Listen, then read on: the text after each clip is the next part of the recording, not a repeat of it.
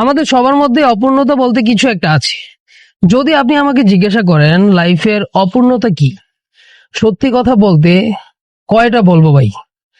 চোখের সামনে দেখি যে বাবা একদিন তরতাজা শক্ত সমর্থ ছিল, আজ ধীরে ধীরে বয়স্ক হয়ে যাইতেছে। মায়ের গায়ে সময়ের ভাঁজগুলো স্পষ্ট হইতেছে। দায়িত্বের বোঝা এত ভারী যে মনে হয় ভোরের আলো কাঁধে। এর মাঝে দায়িত্ব কাঁধে পাহাড়ের মতো চেপে বসেছে। মাঝরাতে ঘুম ভেঙে যায়, মনে হয় সকালটাও যেন কাঁদছে। বন্ধুরা একে একে দূরে সরে যেতেছে।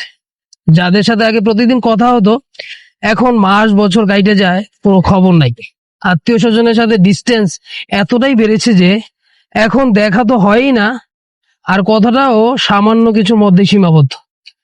কথাগুলো কাব্যিক মনে হলো, এটাই সত্যি ভাই। আমি ধীরে ধীরে একা হয়ে যাচ্ছি।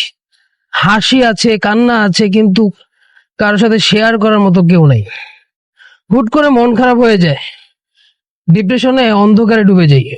বাস্তবতা শরীর থেকে এতটাই ঘাম বের করতেছে, আমি বুঝতেই পারতেছি না জীবন আমাকে কোথায় ক্যারি করে নিয়ে যাচ্ছে। এই কথাগুলো হয়তো শুধু আমার একার কথা না, আমার মতো এমন অনেক মানুষ আছে, কিন্তু কেউ রিয়েলাইজ করে আর কেউ উদাসীন হয়ে উড়িয়ে দেয়।